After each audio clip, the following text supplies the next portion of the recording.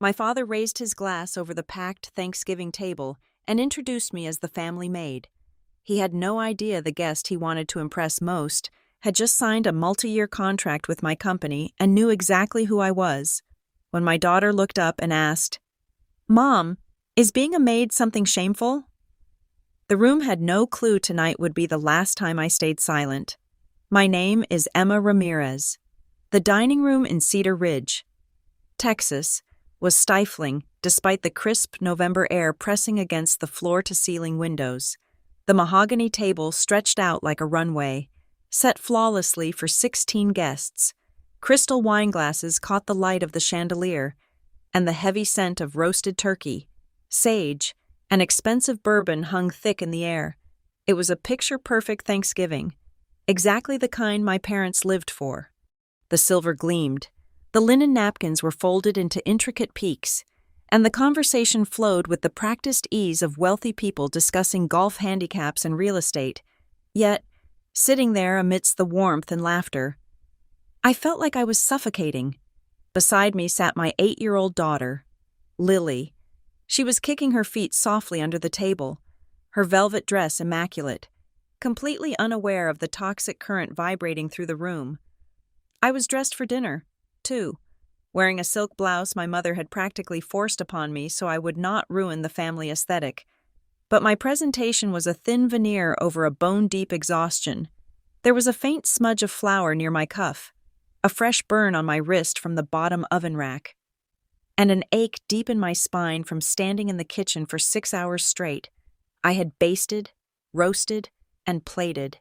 I was the ghost behind the feast, the unseen engine driving the flawless presentation my parents were currently taking credit for.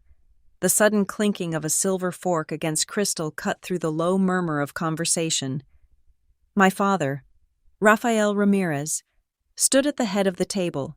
He smoothed the lapels of his tailored suit. A man entirely in his element, Rafael radiated the kind of aggressive charisma that commanded absolute attention, the kind of charm that could sell ice in a blizzard. He raised his glass, his teeth flashing in a practiced, camera-ready smile. The table fell respectfully silent. "Family and friends," Rafael began, his rich baritone voice filling the room. "Today, we gather to give thanks for our many blessings. And honestly, looking around this table, I see so much to be grateful for.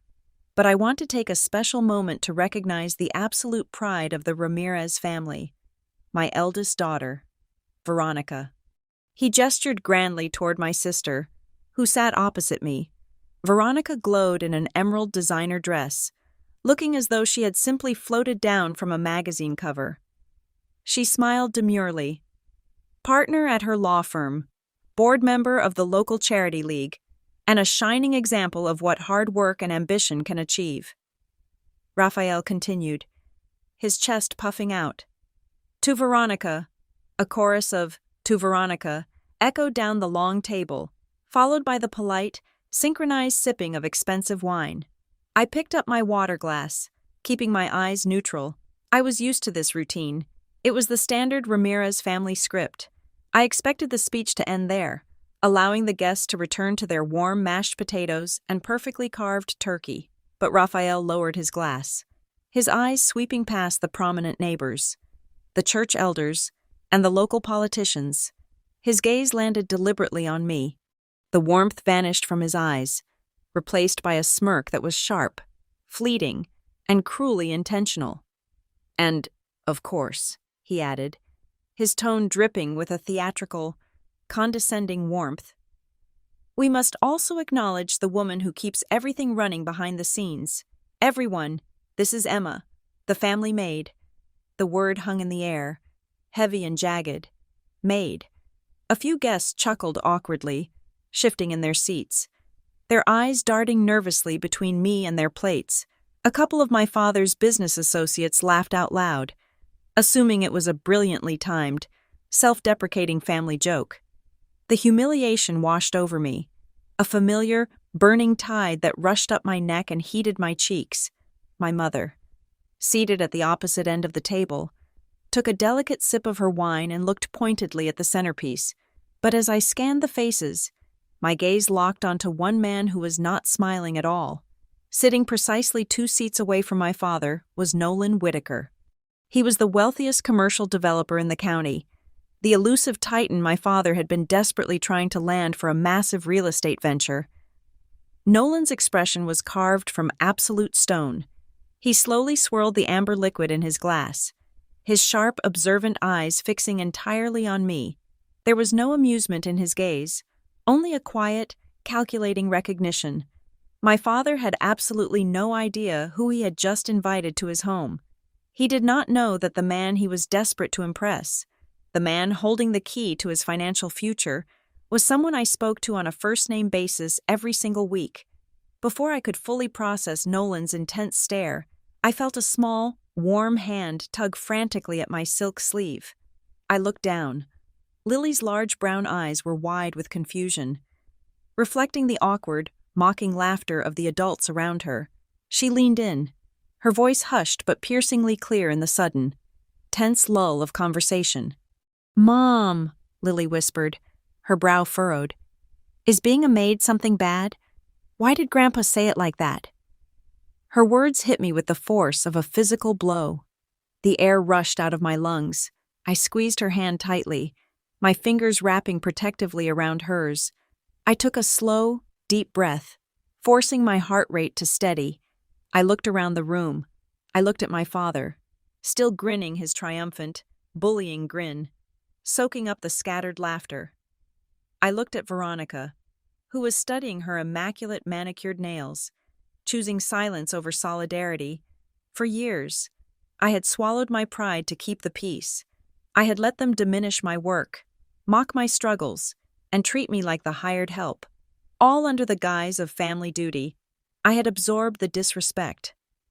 Biting my tongue so Lily would have a stable environment, so she could know her grandparents, but looking into my daughter's innocent, questioning eyes, a terrifying and absolute clarity washed over me. The ground beneath me shifted. This was no longer just about my bruised ego. My family was actively teaching my daughter to be ashamed of the woman who provided for her. They were teaching her that honest labor was a punchline, that my sweat and sacrifice were subjects for public mockery. This was the line, and they had just blindly, arrogantly crossed it. I released Lily's hand gently. I picked up my linen napkin and placed it neatly on the table. The fabric felt unnaturally heavy against the polished wood. Slowly, deliberately, I stood up. The wooden legs of my chair scraped loudly against the hardwood floor. It was a harsh, grating sound that violently severed the remaining polite chatter. The room went dead silent. Every single eye snapped toward me, wide with sudden, uncomfortable anticipation. The clinking of silverware ceased entirely. My father's smile faltered, replaced instantly by a dark, warning glare that screamed for me to sit back down, to shut up, and to play my designated role. I held his gaze. My posture was perfectly straight, the exhaustion in my spine completely gone, replaced by a cold, burning energy. I was done being the punchline, but to understand why one man at that table already knew my real title, and why the foundation of my father's carefully constructed world was about to shatter. We have to go back 5 years. 5 years ago, I pulled my rattling sedan onto the sweeping gravel driveway of my parents' estate. In the back seat, my daughter, Lily, who was just 3 years old at the time, slept clutching a worn stuffed bear. In the trunk sat 2 battered suitcases holding everything we owned. That was the entirety of my net worth. The man I had married, the man I had trusted, had meticulously drained our joint checking account over the course of a single weekend. He left me with $0, a stack of red-stamped utility bills, and a disconnected phone line. I had no savings, no immediate safety net, and absolutely nowhere else to go. My father, Raphael, met me on the driveway. He did not reach out to hug me. He did not check to see if his granddaughter was hungry or tired. He stood with his hands tucked into the pockets of his expensive slacks, studying my old car like it was an oil stain on his pristine driveway. "You can take the old guest house out back," he told me, his voice flat and transactional. Then, before I could even whisper a word of gratitude, he delivered his condition. But listen to me closely. Emma, do not make this a permanent thing. There was no lease. There were no tenant rights. I was granted a roof purely on a whim, suspended in a state of indefinite charity. The guest house was a small, drafty converted garage hidden behind a row of tall hedges, completely out of sight from the sweeping verandas of the main house. My mother, Elena, was waiting by the front door. She pulled me into a brief, rigid hug that smelled of expensive floral perfume and profound disappointment. "Oh, you poor thing," she sighed, using that gentle, breathless tone she perfected for church functions. "We hate seeing you end up like this. We will pray you find your footing." It was never about real love or support. It was about managing a tragedy so it did not stain the family image. She always aligned perfectly with my father, packaging his coldness in layers of soft, pitying words. I needed money immediately. I could not afford to wait 3 weeks for a corporate background check or a second-round interview at a desk job. Diapers, milk, and pediatrician copays required cash on hand. So, I swallowed whatever pride I had left, went online, and answered ads for short-term rental cleaners. Within 48 hours, I traded my old office blouses for oversized t-shirts and thick rubber gloves. I scrubbed away the grime of strangers. I hauled heavy trash bags out of luxury vacation rentals, left trashed by weekend bachelor parties. I spent hours on my hands and knees cleaning grout and picking up broken glass. I was making $20 an hour. It was exhausting. Invisible, bone-aching work. But when Friday came, I had crisp bills to put food on the table for my child. During this exact same period, my older sister, Veronica Ramirez Bell, was ascending to the status of a local celebrity. She had just been made a junior partner at a highly respected corporate law firm. Every time she visited, she parked her gleaming silver luxury SUV right by the front steps. My parents paraded her around like a trophy. She was the pristine, flawless standard of the Ramirez name. She had the title, the income, and the socially acceptable image. I was the cautionary tale living in the backyard. The reality of my new position in the family hierarchy was cemented during the 4th of July barbecue, the first major gathering my parents hosted after I moved back. The backyard was packed with my father's influential friends, golf partners, and local business owners. I was not treated as a guest. I spent the afternoon carrying heavy trays of ice, clearing abandoned paper plates, and staying out of the way. My father was standing by his massive outdoor kitchen, laughing loudly with a group of men holding expensive cigars. One of his friends, a loud, red-faced man, accidentally knocked his glass of dark beer off the counter. The glass shattered, sending sticky liquid across the pristine stone patio. "Damn it, Raphael. I made a mess." The man apologized, looking around awkwardly. My father did not miss a beat. He pointed a silver grilling spatula directly at me across the yard. "Do not worry about it, Tom," my father boomed, making sure his voice carried over the outdoor speakers. "We have our very own live-in cleaning service now. Emma will get it. That is what she does best these days." A loud ripple of laughter erupted from the group of men. They chuckled, taking sips of their drinks, finding immense humor in my demotion. I froze. The stack of dirty plates in my hands felt like lead. The summer heat pressed down on my shoulders, but my chest felt completely hollowed out. I looked at my father. He was grinning, soaking in the approval of his peers. He had effortlessly used my desperate situation as a punchline to entertain his friends. I did not drop the plates. I did not scream or tell him to go to hell. I simply walked over, fetched a roll of paper towels and a broom, and cleaned up the sticky mess while they watched. I stayed absolutely silent because I did not have the power to fight back. I was entirely dependent on that man for my daughter's shelter. But right there, on my knees pulling shards of brown glass from the stone, I started keeping a silent, meticulous ledger in my mind. I logged every joke, every dismissive wave of the hand, every time my dignity was traded for their amusement. The deepest cut did not come from the laughter of those men. It came a moment later when I looked up and saw Lily standing near the edge of the grass. She was clutching a plastic toy, staring wide-eyed at the men, and then staring at me on the ground. She was only 3 years old, far too young to grasp the complexities of finance or social status. But children are brilliant at reading energy. She did not need to know the dictionary definition of the words my father used. She heard the sheer, naked contempt in his voice. She saw the way the rest of the world looked down at me. That afternoon, a dark, quiet seed was planted. She was beginning to learn that her grandfather viewed her mother as something lesser, something small, and something perfectly acceptable to mock. Growing up in the Ramirez household meant understanding your assigned role early on. The dynamic playing out in my adulthood was not a sudden shift caused by my divorce. It was simply the final, unmasked version of a script written decades ago.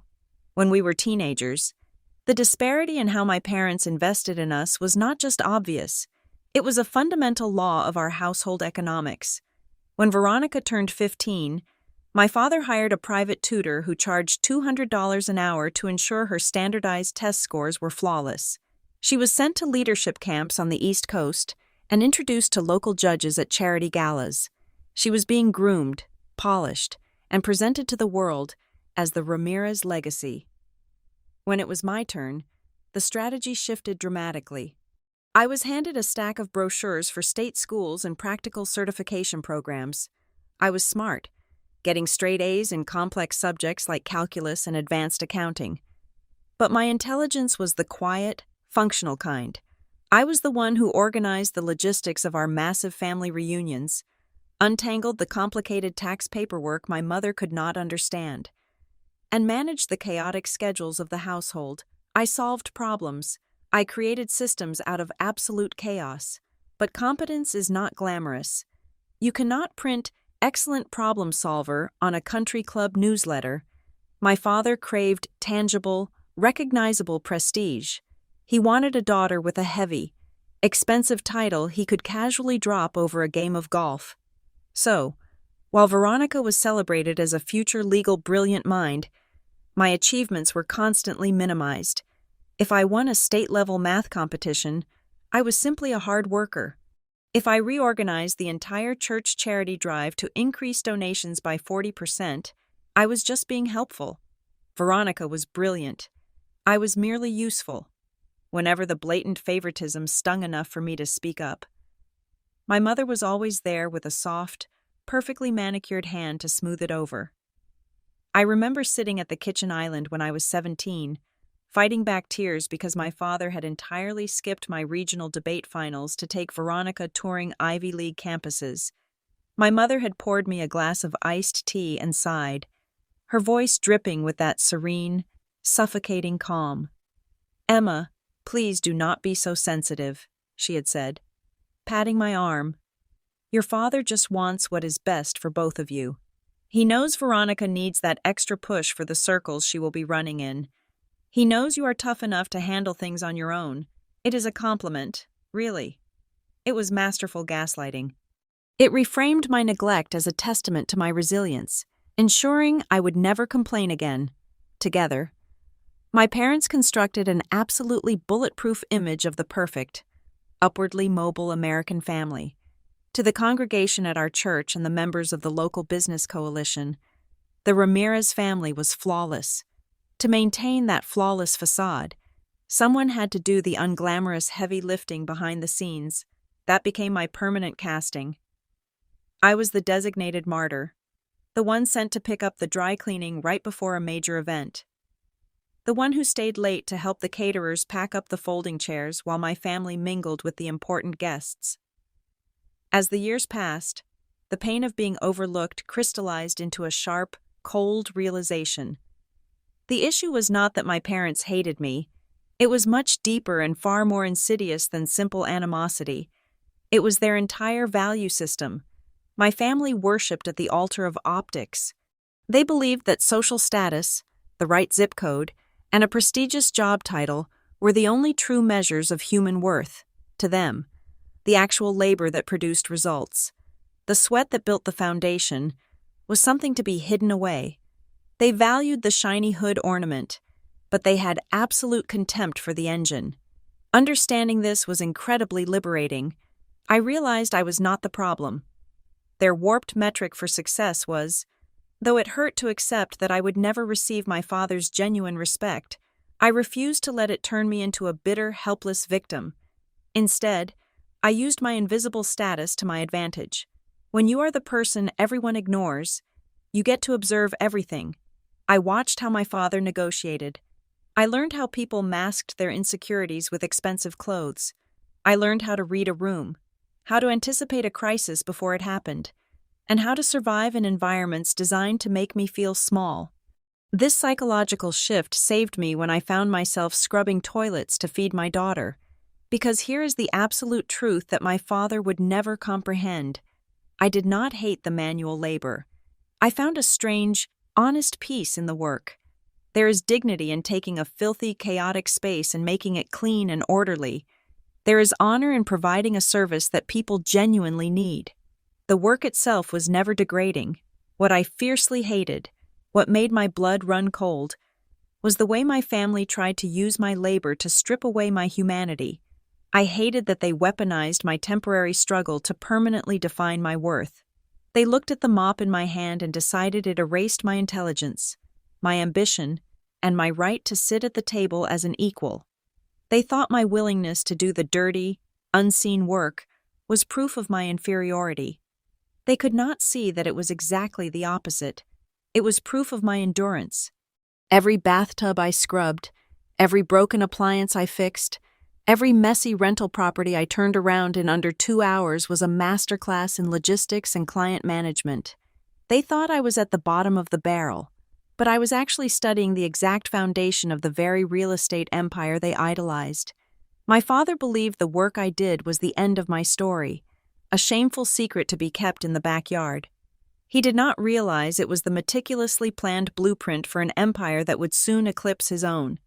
The transition from scrubbing floors to managing assets did not happen overnight.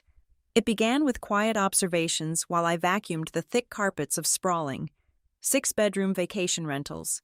I realized very quickly that the wealthy, absentee owners of these luxury properties were bleeding cash, and it had absolutely nothing to do with dust. The real hemorrhage was in their operational chaos.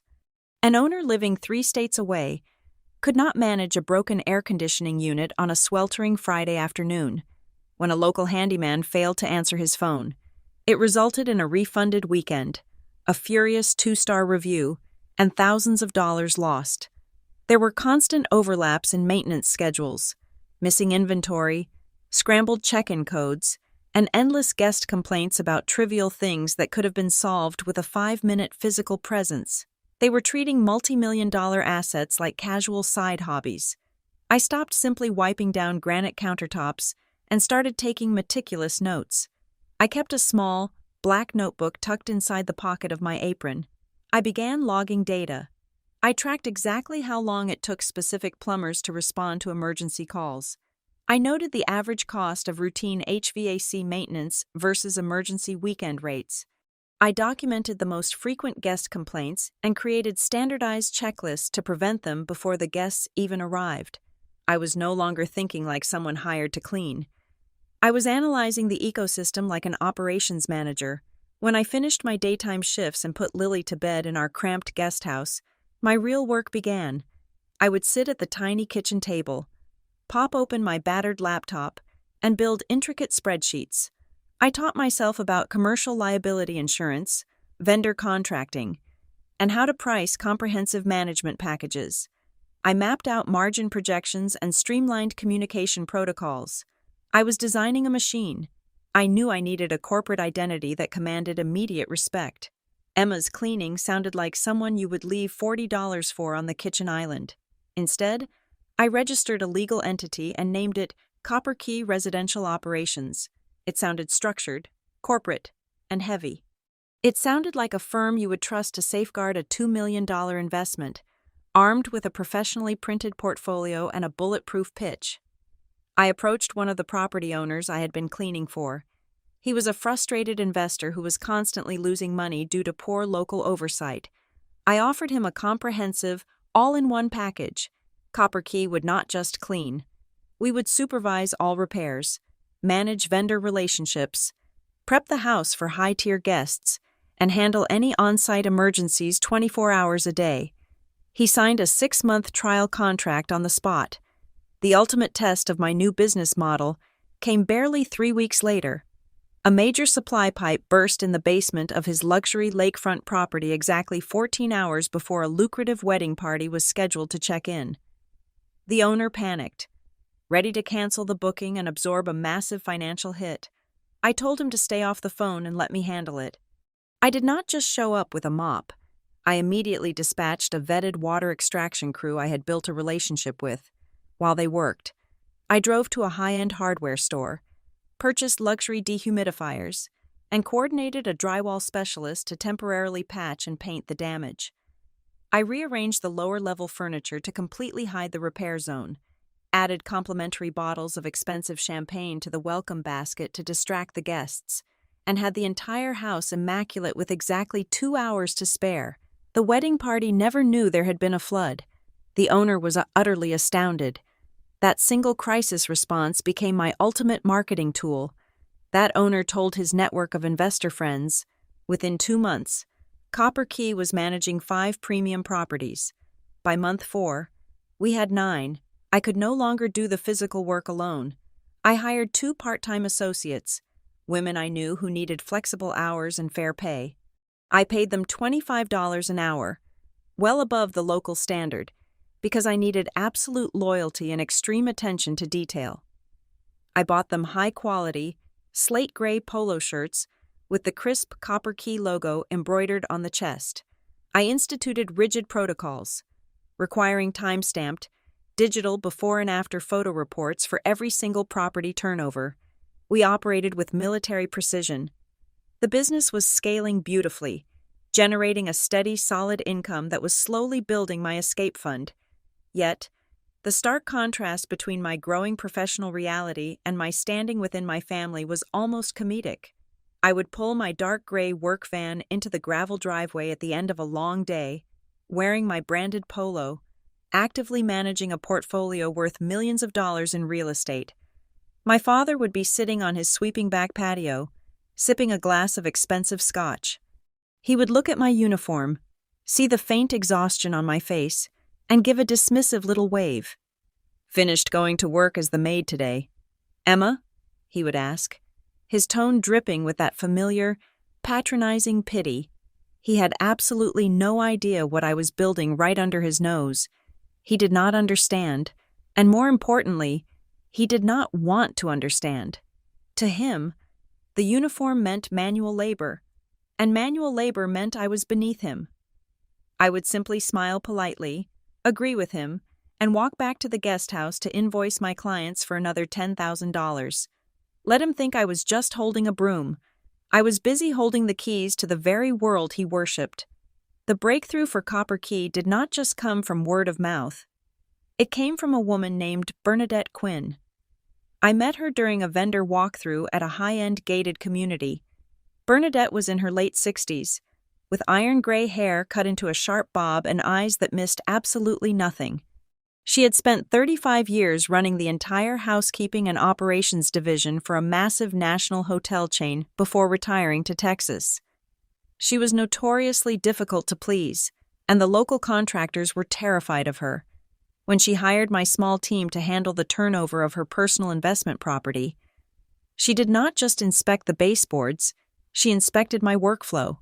She watched how I staggered my staff, how I color-coded our supplies to prevent cross-contamination, and how I logged every task into my digital system. When the job was done, she invited me to sit at her kitchen island. She did not offer me the patronizing pity my mother always served.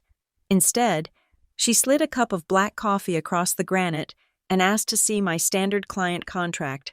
She ripped it apart piece by piece. She pointed out exactly where my liability clauses were weak, where I was severely undercharging for weekend emergency calls, and how I was bleeding potential profit by not marking up the vendor services I coordinated. "You have the discipline of a military general, Emma," Bernadette told me, tapping her heavy metal pen against the paper. but you are pricing yourself like a frightened beginner. Do not sell your mind short just because people see you holding a mop. You are selling them peace of mind, and peace of mind is the most expensive commodity in the world. Bernadette became my quiet anchor and my fiercest mentor. A few weeks later, she offered me a soft loan of $15,000 to upgrade my equipment, purchase premium commercial insurance, and secure a retainer with a real estate attorney to draft ironclad service agreements. I insisted on paying her back with interest within 12 months, but she just waved me off, demanding a small equity percentage instead because she knew exactly where my company was heading. She taught me how to read profit and loss statements, how to ruthlessly protect my profit margins, and most importantly, how to hire correctly. She showed me how to interview for integrity and problem-solving skills rather than just looking at a resume. With her guidance, Copper Key transitioned completely. We stopped taking one-off cleaning jobs and only accepted clients who wanted comprehensive, full-scale property operation. We instituted a strict 24-hour, 7-day-a-week response protocol. If a high-end client had an alarm trigger at 2 a.m. or a sudden storm damaged a roof on a Sunday, my phone rang first, not theirs. We became entirely indispensable to our busy absentee owners. As the business grew, I made sure my daughter was part of the journey in small, positive ways. I wanted Lily to see what building something from the ground up looked like, far away from the toxic shadow of my parents' house. When it was time to finalize the official Copper Key branding, I spread dozens of color swatches across our tiny guest house floor. Lily, with the serious concentration only an 8-year-old can muster, picked the exact shade of deep copper and slate gray we still use today. She even named my first dedicated service vehicle, a reliable used cargo van, christening it the Silver Bullet. Those evenings spent laughing on the floor, designing logos, and celebrating small victories were our sanctuary. There was no tension, no fear, just a mother and daughter building a beautiful, secure life together. By the end of my 3rd year in business, Copper Key was generating a very healthy, consistent profit margin. I could have easily afforded to rent a nice townhouse in a respectable neighborhood, but I chose to stay in the cramped, drafty guest house behind my parents' estate. I had 2 very specific reasons. First, keeping my overhead practically at zero allowed me to stockpile capital, reinvest in the business, and build an emergency fund that would ensure Lily and I would never be financially vulnerable again. Second, I did not want to pull Lily out of her excellent local elementary school or disrupt her routine until I was ready to buy a home outright. I was playing a long, quiet, strategic game. Meanwhile, the glittering facade of my sister's life was beginning to show severe, jagged cracks. Veronica would drop by the main house for Sunday dinners, still wearing designer clothes and driving her leased luxury vehicle, but the dark circles under her eyes were impossible to hide. One evening, I found her sitting alone in her car in our parents' driveway, staring blankly at the steering wheel. When I tapped on the glass, she jumped, hurriedly wiping her eyes before rolling down the window. She mumbled something about seasonal allergies, but I recognized the look of pure, unadulterated panic. I would overhear her standing on the back patio, speaking in harsh, hushed tones on her phone with her husband. Their marriage was buckling under the immense weight of maintaining their image. They were drowning in a massive mortgage, private country club dues, and the crushing expectation to constantly appear successful.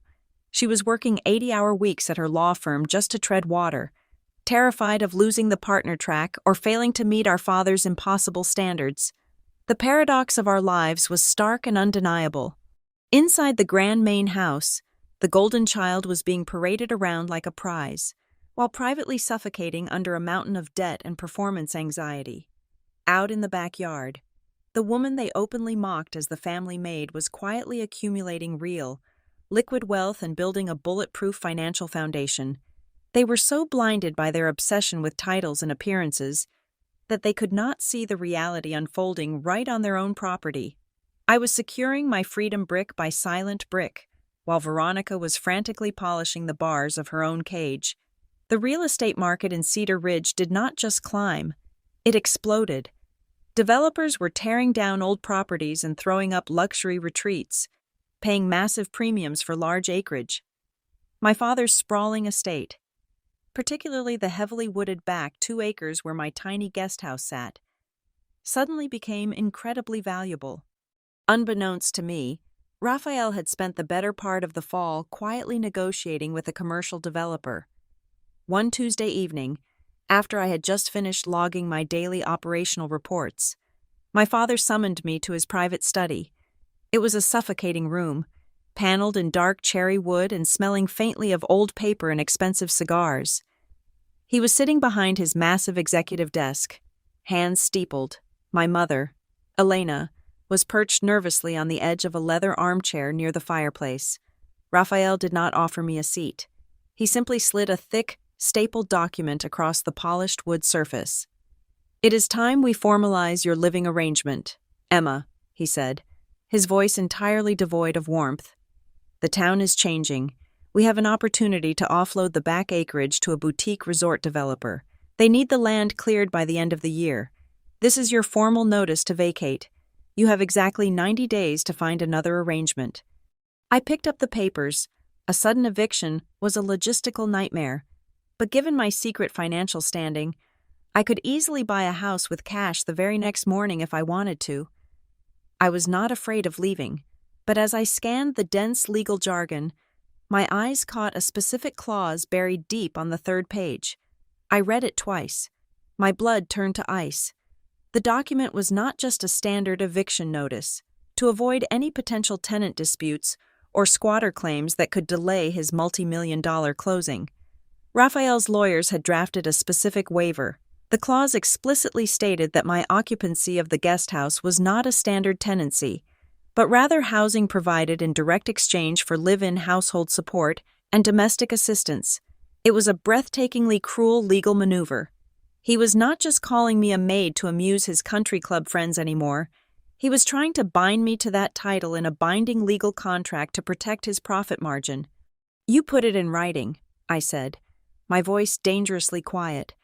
I looked up from the paper and met his gaze. "You are legally classifying me as your domestic servant, so you can bypass state eviction laws." Raphael did not even blink. "It is a standard protective clause. Emma, you have lived here rent-free for years. You help out around the property. It accurately reflects the reality of the situation. Do not make this difficult." Before I could respond, my mother stood up, her hands fluttering in that familiar, helpless gesture she used to deflect conflict.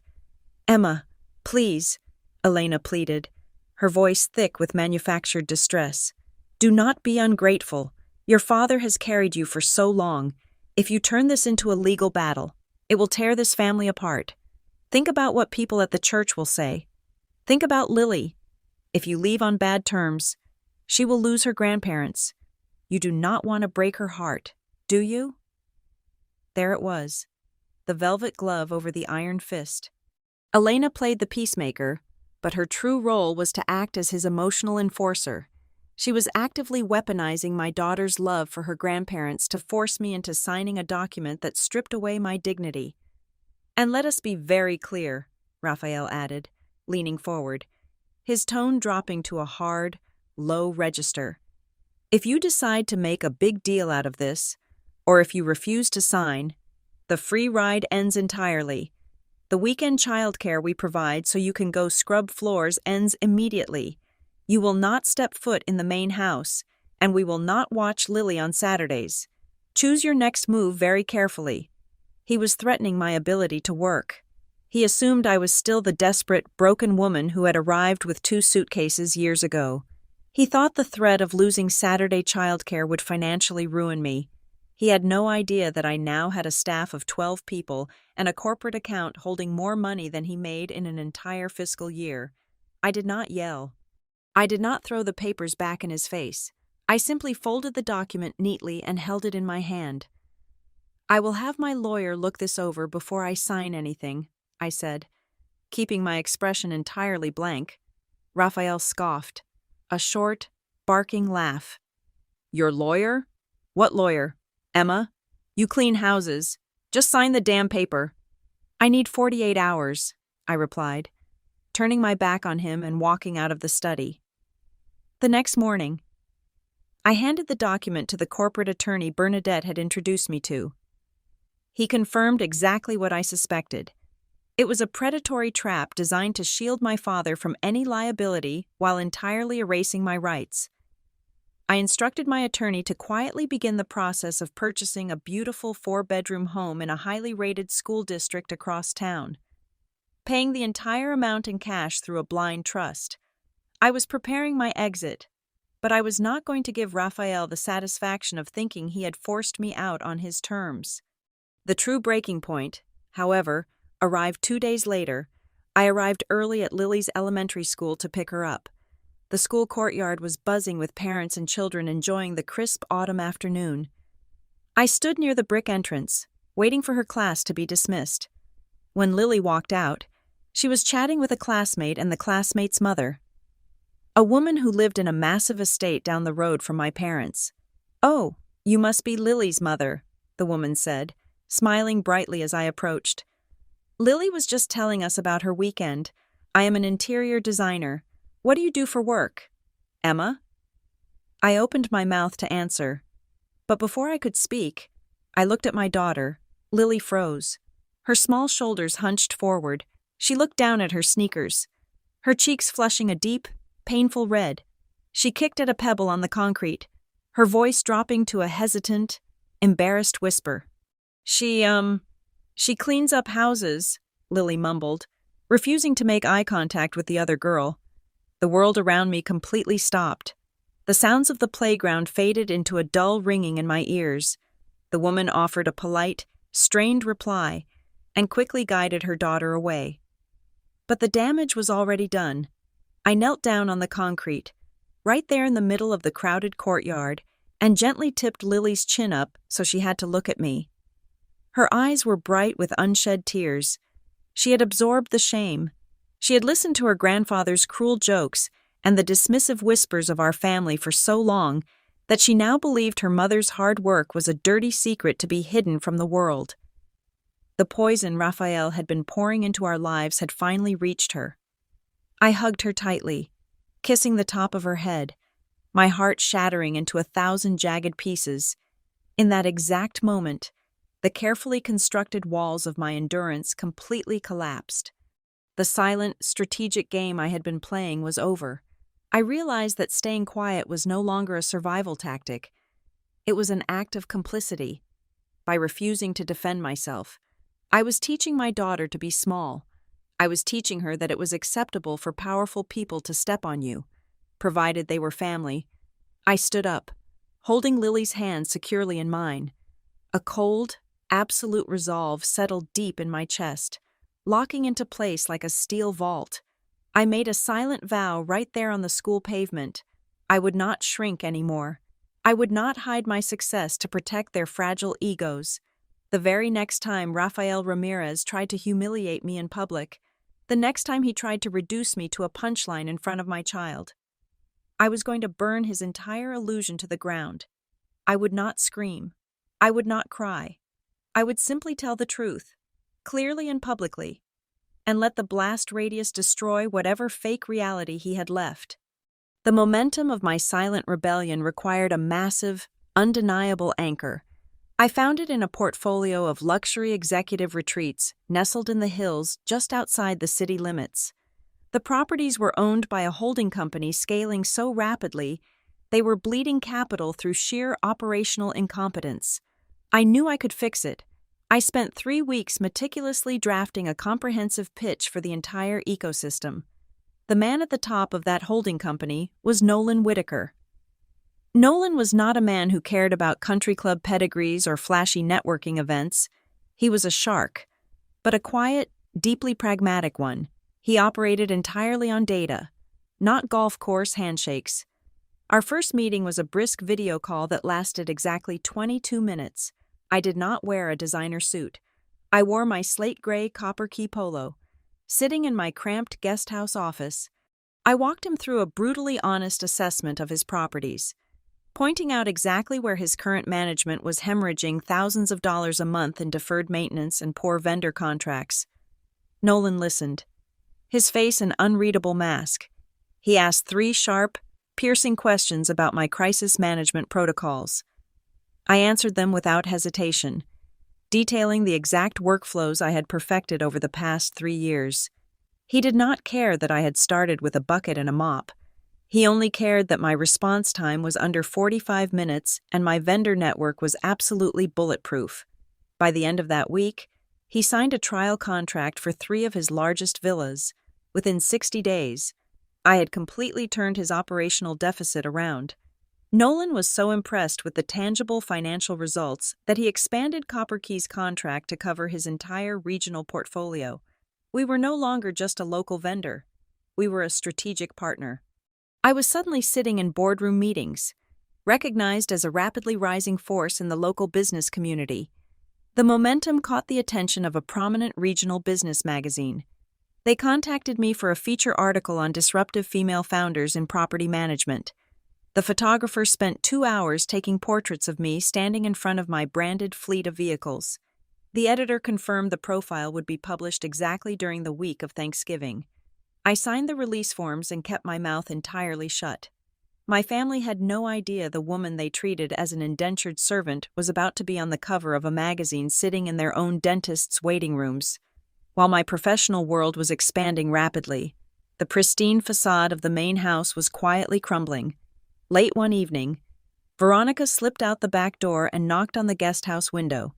She looked completely hollowed out, her designer silk robe wrapped tightly against the autumn chill. Her hands were shaking as she lit a cigarette, something I had not seen her do since college. She bypassed her usual patronizing tone and got straight to the point. Raphael was drowning. He had over-leveraged himself on a massive commercial development deal that had gone completely sideways. He was facing a catastrophic cash flow crisis. The sudden, aggressive push to sell the back acreage was not just a convenient business opportunity, it was a desperate attempt to avoid personal bankruptcy. He needed to close the land deal by the end of the year, or the bank was going to start calling in his massive loans. As Veronica walked back to the main house, leaving the scent of stale smoke in the air, a chilling thought struck me. I walked over to my desk and pulled out the legal eviction notice Raphael had tried to force me to sign. I had been so intensely focused on the insulting domestic servant clause that I had barely paid attention to the purchasing entity. I grabbed my laptop and ran a quick public record search on the corporate name listed as the buyer. The screen loaded. My breath caught in my throat. The shell company purchasing my father's land was a direct subsidiary of Whitaker Holdings. The sheer gravity of the coincidence locked me in place. The man buying the ground beneath my feet was the exact same man paying my company tens of thousands of dollars a month to manage his most prized assets. Nolan Whitaker was the buyer. Because Ramirez is such a common last name in Texas, and because Nolan kept his real estate acquisitions highly compartmentalized from his operational vendors. He clearly had not connected his reliable operations CEO with the desperate older man selling off his backyard. The final, devastating piece of the puzzle clicked into place 2 days later. My mother summoned me to the main kitchen to hand me a 3-page, single-spaced list of prep work for the upcoming holiday dinner. Raphael strutted into the room, practically vibrating with nervous, arrogant energy. He announced that he had managed to secure the ultimate guest of honor for the Thanksgiving table. He was bringing the elusive developer to dinner to personally stroke his ego and lock down the land acquisition before the end of the month.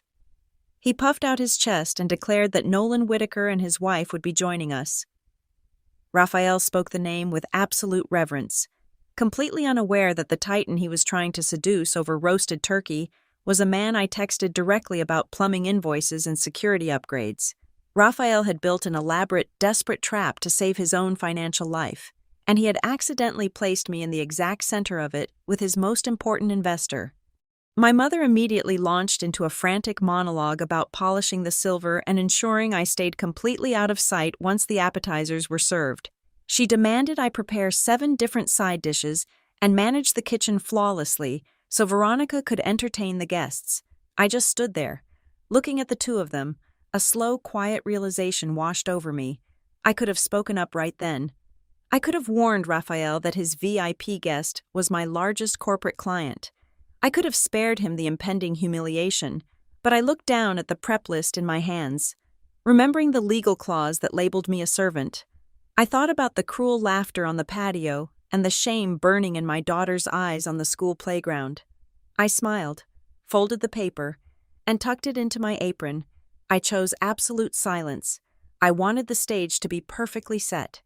I wanted to sit at that long mahogany table and listen to every single word my father would say when he believed he held the absolute power to define my worth. Right in front of the very man who knew my true value. The trap was meticulously set, but Raphael was the one walking directly into it. The week of Thanksgiving arrived with the brute force of a military campaign. The main house transformed into a high-stakes staging ground. Raphael paced the hardwood floors like a general, dictating the exact placement of the imported floral arrangements and the spacing of the silver chargers. He announced his ultimate victory to the family at least 3 times a day. Nolan Whitaker was coming to our table, to Raphael. This dinner was not a holiday. It was a closing pitch. Every detail had to project an aura of generational wealth and absolute stability. A single misplaced fork or an overcooked side dish could shatter the illusion and cost him the land deal he desperately needed to stay afloat. Because the house required absolute perfection, I was immediately conscripted to do the heavy lifting. My mother, Elena, handed me a meticulously typed, multi-page schedule on Monday morning. I was tasked with the entire culinary execution: the 20-pound turkey, the complex truffled potatoes, the artisan breads, and the polishing of the heirloom silver. The justification was always the same. Veronica needed to save her energy. Veronica had to look radiant, relaxed, and successful to properly charm the guests. Elena had ruthlessly curated the invitation list, packing the dining room with influential neighbors, a few wealthy church elders, and local business owners. It was an audience of 15 people specifically chosen to validate my father's ego. While I spent my days covered in flour and smelling of roasted sage, my mind was entirely focused on the impending detonation. Late at night, sitting in the quiet of the guest house, I was not crying over my bruised pride. I was organizing a corporate dossier. I accessed my secure cloud server and backed up every single email thread, invoice, and signed operational contract between Copper Key and Whitaker Holdings. I printed crisp, physical copies of our service agreements. Then, I placed them into a sleek leather portfolio alongside the eviction notice Raphael had tried to force on me, the one legally classifying me as his domestic help. I had also quietly finalized the closing documents on a beautiful 4-bedroom house in a highly rated school district across town. My exit was fully funded and secured. I was leaving the day after the holiday. Regardless of the fallout, the psychological weight of what I was about to do was heavy. On Wednesday evening, I sat in my parked work van outside a grocery store and called Bernadette. I gripped the steering wheel so tightly my hands ached, pouring out the entire collision course that was set for Thursday night. Bernadette let me finish. She took a slow, deliberate breath, the kind that commanded immediate respect. "Listen to me very carefully, Emma," she said, her voice cutting sharply through the phone's static. "Revenge and anger are cheap fuels. They burn out fast and leave a massive mess. If you open your mouth at that table, do not do it to humiliate your father. Do not do it to win a petty argument with small-minded adults who will never understand your worth anyway. If you speak solely for your daughter to hear. You make sure she knows exactly who her mother is, and you let the chips fall where they may." It was a profound moral anchor, stripping away my desire for petty vengeance and replacing it with absolute clarity. Thursday morning arrived, thick with the smell of butter and simmering stock. I was at the marble kitchen island, up to my elbows in dough, when the swinging pantry door pushed open. Veronica slipped inside. She was not wearing her emerald designer dress yet. She was wrapped in an oversized gray sweater, looking pale, exhausted, and incredibly fragile. She leaned against the counter, watching my hands work the dough in silence for a long time. "I have been a coward," Veronica finally whispered, her voice cracking under the weight of the confession. She refused to meet my eyes, staring instead at the flour dusting the counter. I let him treat you like a servant for years. I sat there and let them mock you because I was terrified. I was terrified that if I lost my spot on the pedestal, if I stopped being the perfect investment, I would have absolutely nothing left. My whole life is a performance. Emma. I stopped kneading. I looked at my older sister, seeing the crushing debt and the hollow marriage hiding just beneath her expensive skincare routine. I cannot promise to fight him for you tonight, Veronica continued, her voice trembling. She was still too broken, too conditioned by our parents to launch a full rebellion. But I swear to you, Emma, if he tries to lie about you in front of those people, or if he tries to twist reality to make himself look better at your expense, I will not nod along anymore. I am done being his prop. It was not a promise to protect me, but it was a promise to stop being complicit. It was the most honest moment we had shared in over 10 years. An hour before the guests were scheduled to arrive, I walked back to the guest house to get dressed. Lily was already wearing her velvet holiday dress, sitting on her bed and swinging her legs. I knelt down in front of her, taking her small hands in mine. I looked directly into her brown eyes. I need you to remember something very important tonight, I told her, my voice steady and firm. There is absolutely no shame in working hard. There is no shame in cleaning, or fixing things, or taking care of people. Any honest work that puts food on the table is something to be incredibly proud of. Do not ever let anyone make you feel embarrassed about how we survive. Do you understand me? Lily nodded solemnly. She squeezed my hands, absorbing the gravity of my tone, even if she did not fully grasp the storm gathering over the main house. By 6 o'clock, the estate was a symphony of clinking crystal and jazz music floating from the hidden speakers. I remained stationed in the kitchen, orchestrating the final plating of the appetizers, playing my assigned, invisible role flawlessly.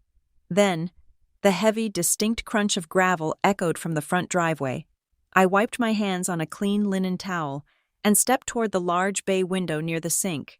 Peering through the sheer curtains, I watched a sleek black luxury sedan roll to a smooth stop under the warm glow of the porch lights. The driver's side door swung open, and Nolan Whitaker stepped out into the crisp November evening. His wife, Claire, emerged a moment later, adjusting her elegant coat. As they walked up the paved brick path, Nolan suddenly paused.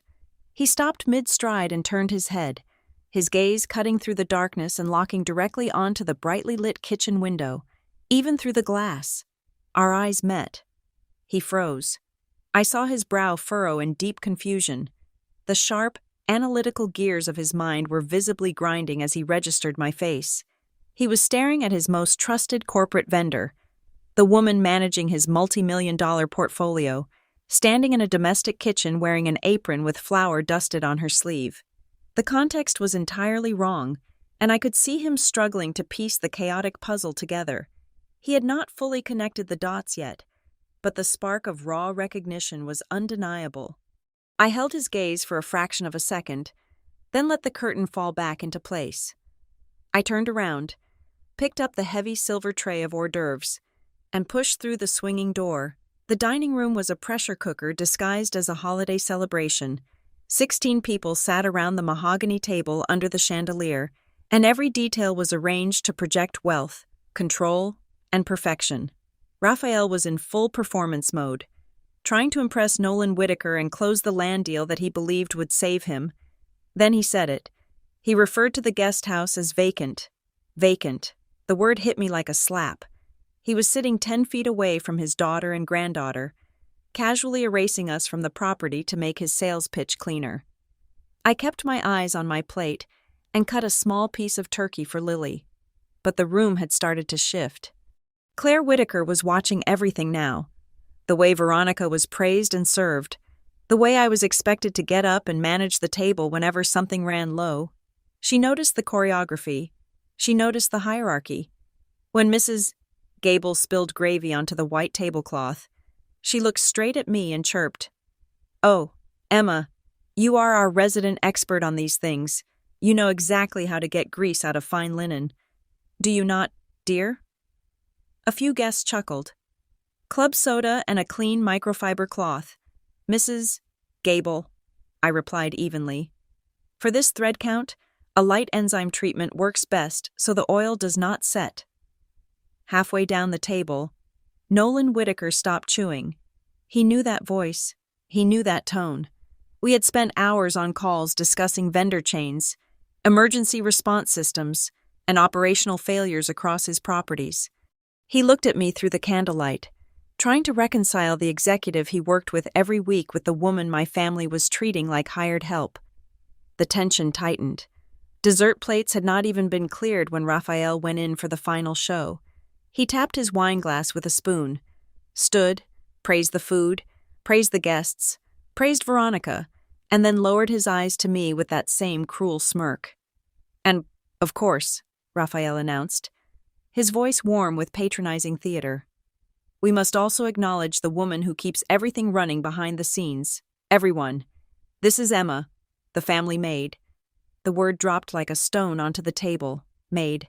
Forced laughter rippled through the room. Veronica closed her eyes. My mother sipped her water as if nothing had happened. But Nolan did not laugh. His expression hardened as the last piece clicked into place. Before anyone could redirect the conversation, Lily tugged my sleeve. Her small voice carried just far enough across the table to silence the room.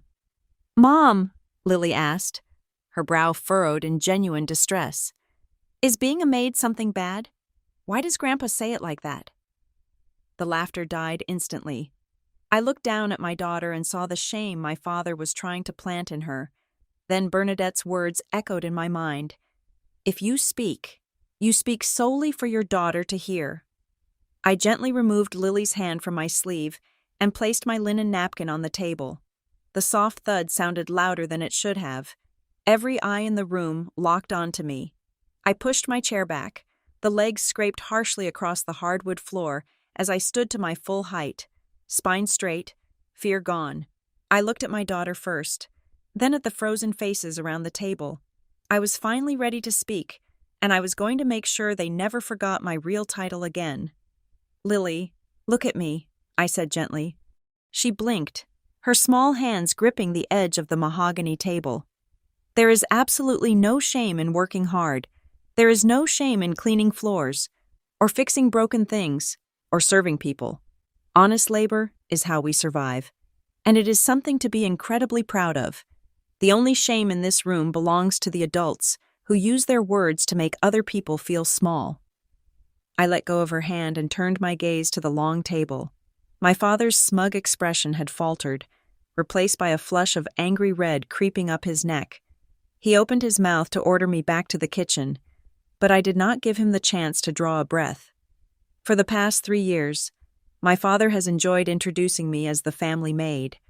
I projected my voice down the table, holding eye contact with the wealthy neighbors and business associates who had just been laughing at my expense. It makes for a fantastic punchline. It makes him feel powerful. But since we are all gathered here to celebrate success tonight, allow me to properly introduce myself. I stood perfectly tall, feeling the phantom weight of 100 scrubbing brushes lift off my shoulders. My name is Emma Ramirez. I am the founder and chief executive officer of Copper Key Residential Operations. We are a premium property management firm operating across 3 counties. I employ a full-time staff of 22 people. We currently oversee a portfolio of luxury commercial and residential assets valued at over $45 million. And last month, we closed out our fiscal year with over $2 million in gross revenue. The silence that followed was absolute. It was the sound of 16 wealthy, judgmental minds violently recalculating their entire perception of reality. Mrs. Gable dropped her linen napkin. My mother, Elena, looked as if she had been physically struck, her serene mask completely shattering. Raphael let out a harsh, nervous bark of laughter. He looked frantically at the guests, desperate to regain control of his stage. "Emma, stop this nonsense immediately. You clean houses. Have you been drinking the cooking wine? Apologize to our guests right now." at the opposite end of the table. The scrape of a chair echoed like a gunshot. Nolan Whitaker stood up. He did not look amused. He looked incredibly dangerous. He buttoned his suit jacket with slow, deliberate precision, his cold eyes locking onto my father. "She is not joking." "Raphael," Nolan said, his voice dropping the temperature in the room by 10 degrees. "Emma is the chief executive of the firm that manages my entire regional portfolio. We work together directly. She is, without a doubt, the most relentless, effective operations director I have ever encountered in this state." Raphael's jaw went completely slack. The color drained entirely from his face, leaving him a sickly, pale gray. "Nolan, I had no idea." "There must be some misunderstanding. She lives in the shed in my backyard." "Which brings me to a very confusing point. Raphael," Nolan interrupted, stepping away from his chair. "You sat in my office last Tuesday and told me the back 2 acres of this property were completely vacant. You insisted it was empty land ready for immediate demolition, yet the woman I trust with my most valuable assets and her young daughter are currently living there. Why would you lie to me about the occupancy of the land you are trying to sell?" I did not let my father formulate a lie. I reached into the deep pocket of my blazer, pulled out the folded legal document he had given me in his study, and tossed it onto the center of the table.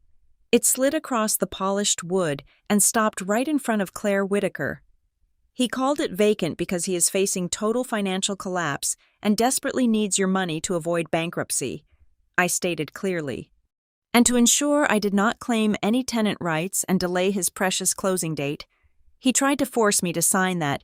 It is a legal waiver designed to strip me of tenant rights by classifying my occupancy as domestic support in exchange for housing."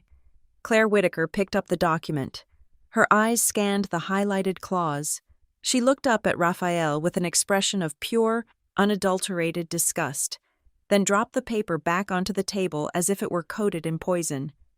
"This is insane!" Raphael shouted, his composure completely disintegrating. He slammed his hand on the table, rattling the crystal glasses. "Veronica, tell them she is lying. Tell them she is just trying to ruin our family." Everyone turned to the golden child. Veronica sat frozen in her emerald dress. She looked at our father, a man sweating and desperate, stripped of all his manufactured glory. Then she looked at me.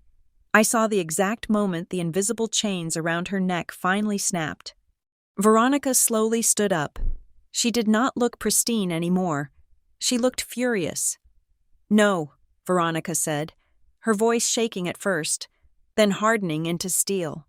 "She is telling the exact truth, all of it. Emma built a massive, real company from absolute nothing while you treated her like garbage. And you use my title and my image to hide the fact that you have made reckless financial decisions and are completely out of money. I am drowning in debt trying to look like the perfect daughter you demand me to be. I am done lying for you, Dad. I am done." The sheer magnitude of the betrayal shattered Raphael. He sank back into his heavy armchair, completely speechless, his flawless kingdom burning to the ground in a matter of 5 minutes. Nolan Whitaker reached over and placed his hand gently on his wife's back. He looked down the length of the table at my father one last time. "Raphael, I do business based on absolute transparency and structural integrity," Nolan said, his tone entirely clinical. "You lied about the property status. You lied about your financial standing. But frankly, I am most disgusted by how you treat the people who actually build value in this world while you stand around taking the credit. Consider our acquisition deal permanently canceled. My legal team will formally withdraw the purchase offer on Monday morning." Nolan gave me a brief, respectful nod, then turned and guided his wife out of the dining room. The sound of the front door closing echoed like a final judge's gavel.